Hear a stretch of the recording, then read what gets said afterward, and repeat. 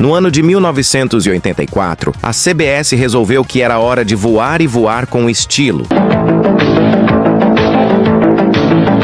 Águia de Fogo.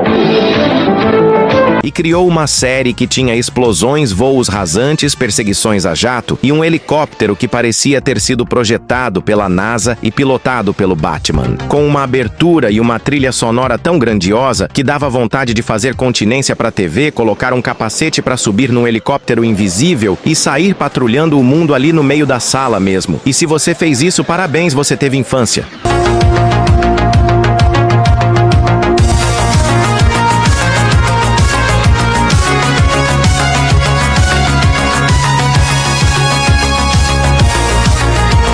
A Águia de Fogo era uma máquina de guerra disfarçada de helicóptero comum. Só que não tinha nada de comum ali. Era mais rápida que caça, mais silenciosa que drone e mais armada que videogame com cheat ativado. Lançava míssil, voava em supersônico e ainda fazia aquele som que mais parecia uma turbina da nave do Star Wars toda vez que aparecia. Porque nada nos anos 80 estava completo sem um efeito sonoro que você já conhecia.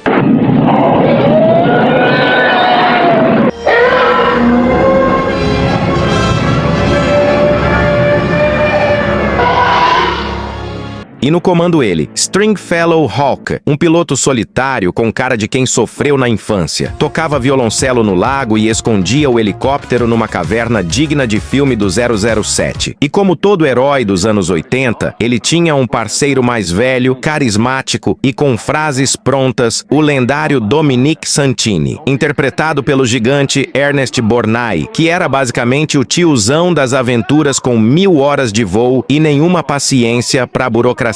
E você já sabia, né? Quando a dupla entrava na águia e ligava os motores, era sinal de que alguém ia se dar muito mal. Normalmente, um vilão com cara de traficante internacional, sotaque genérico e um plano de dominação mundial péssimo. A história da série, simples, mas com cara de ultra secreta. O governo dos Estados Unidos desenvolve um helicóptero de combate super avançado, a Águia de Fogo, capaz de voar à velocidade do som, invisível aos radares e com poder de fogo para começar e terminar uma guerra antes do almoço.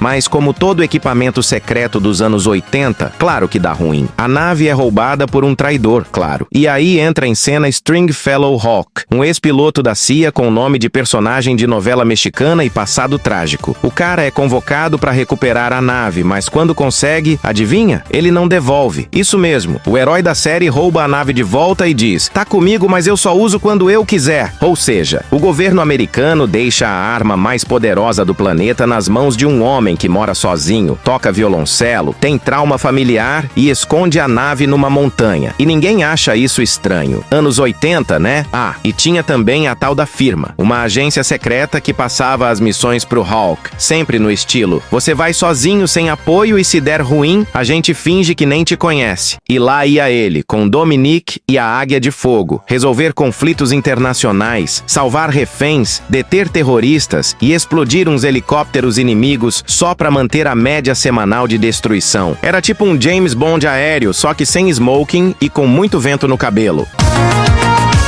Agora vamos apresentar os personagens principais. Como toda boa série de ação que se preze nos anos 80, Águia de Fogo também tinha que ter uma bela mulher no elenco e não era qualquer uma não. Caitlin O'Shaughnessy, interpretada por John Bruce Scott, era daquelas que entrava em cena e já chamava a atenção. Linda, destemida e com um jeitão firme que não deixava barato pra ninguém, ela não tava ali só pra fazer figuração. A mulher pilotava, metia a cara nas missões e ainda dava conta de trabalhar lado a lado com Stringfellow Hawk. E falando no Hawk, pode até dizer que era só parceria profissional, mas quem assistiu sabe, rolava um clima ali, aquela troca de olhares, aquela tensão no ar. Era aquele tipo de coisa que todo mundo ficava esperando acontecer, mas que os roteiristas só deixavam no quase, só pra manter o mistério. Caitlin chegou na segunda temporada e virou parte da equipe de vez. E vamos falar a verdade, sem ela, a série teria perdido um baita tempero. Não dá pra falar falar de Águia de Fogo e esquecer do lendário Don Santini, o cara do coração gigante. Santini era o alívio cômico da série, mas também era o braço direito do Hawk e um piloto experiente. O típico veterano de guerra, meio ranzinza, meio paizão, que dava bronca, mas também protegia os parceiros com unhas e dentes. Ele pilotava com destreza e sempre dava aquele toque humano em meio às tensões das missões. Se o Hawk era o lobo solitário cheio de traumas, o Santini era o cara que puxava ele de volta para a realidade com uma piada ou um conselho de velho piloto. Além disso, ele era dono da Santini Air, a empresa de helicópteros que servia como fachada para a missão secreta deles com a Águia de Fogo. E cá entre nós, ele roubava várias cenas, fosse pela teimosia, pela experiência de guerra ou simplesmente por estar sempre com uma fala pronta na ponta da língua. O Dom era tipo aquele tio veterano que sabe de tudo, já viu de tudo e ainda acha que sabe pilotar qualquer coisa, nem que seja só no gogó. Ele dava equilíbrio pro clima tenso da série e, claro, era uma figuraça que os fãs nunca esqueceram. O misterioso Michael Archangel, o chefão da fundação que comandava as missões secretas da Águia de Fogo. Ele era o verdadeiro homem por trás da cortina, sempre de terno branco impecável, olhos cobertos por um tapa-olho preto, uma figura enigmática fria e calculista que mais parecia saído de um filme de espionagem. Archangel era o cara que dava as ordens, mas raramente mostrava todas as cartas. Um verdadeiro burocrata da guerra, que confiava no Hawk para executar as missões, mas nunca contava tudo de uma vez. Parecia que sempre tinha um plano B escondido no bolso do paletó branco. E o mais legal, ele tinha uma aura de mistério total, sempre aparecendo com aquele visual de agente secreto aposentado que sabe demais. O tapa-olho era parte do charme e do histórico dele, uma lembrança de batalhas passadas que ninguém sabia direito quais eram. Com esse jeitão sério, ele se tornou uma peça-chave da série. Muita gente lembra do helicóptero, do Hawk, do Dom, mas o Archangel era o cérebro da operação. E ninguém ficava indiferente quando ele surgia todo engomado no meio do mato, pronto para passar uma missão impossível.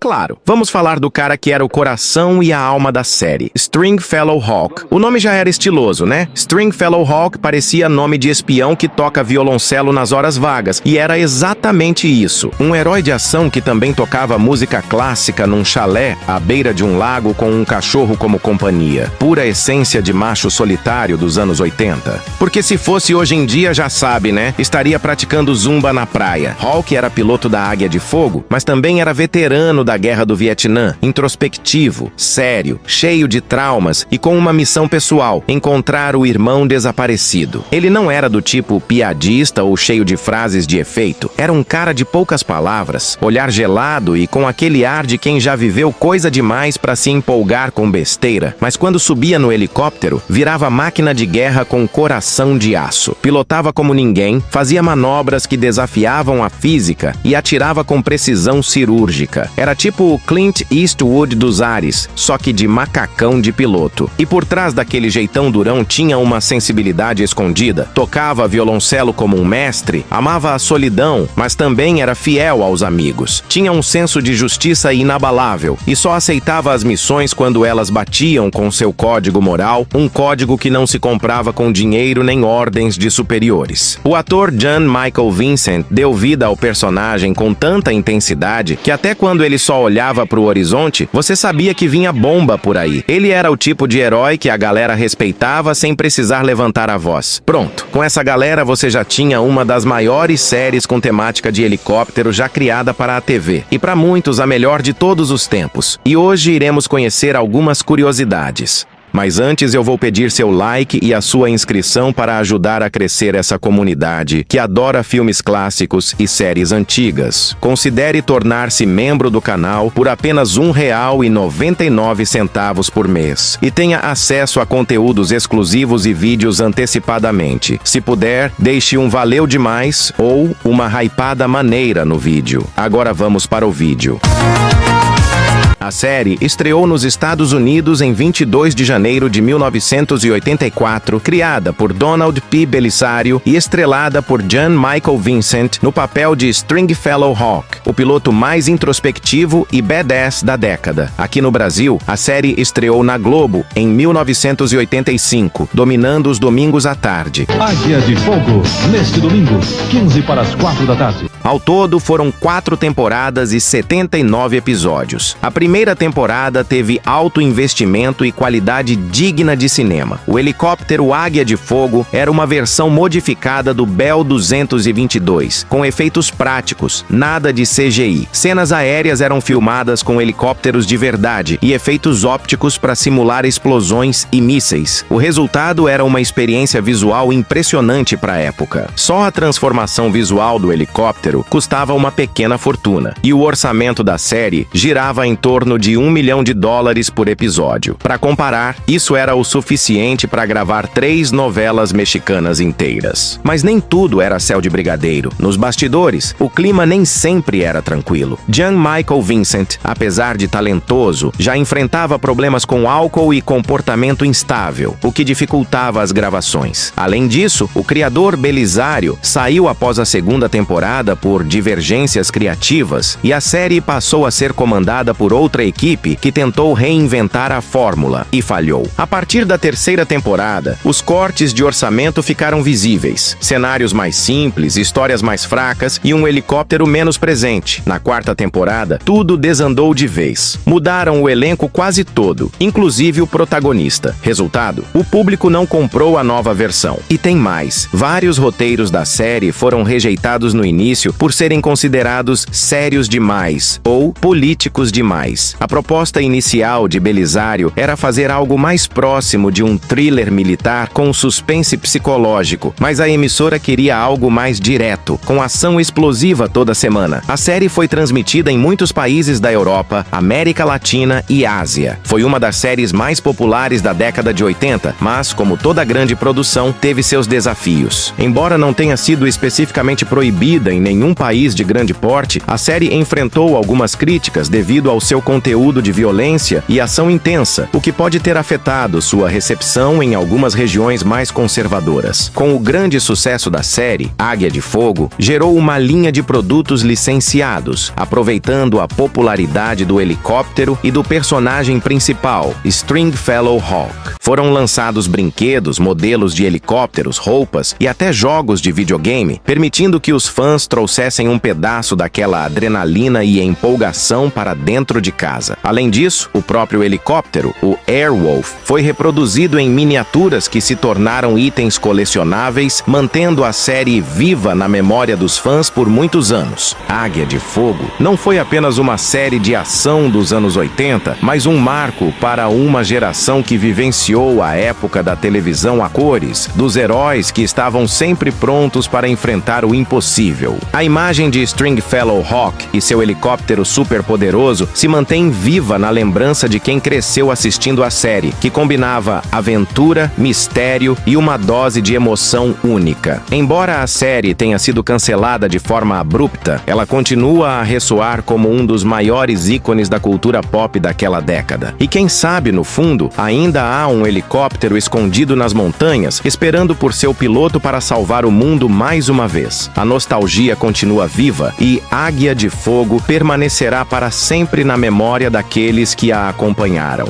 Agora me diga nos comentários o que você achava da série e quantos anos você tinha quando assistiu. Me conte também qual seu episódio favorito e se existe alguma lembrança relacionada a essa série. Compartilhe com seus amigos nostálgicos e salve esse vídeo para você lembrar da série sempre que puder. Te vejo no próximo vídeo.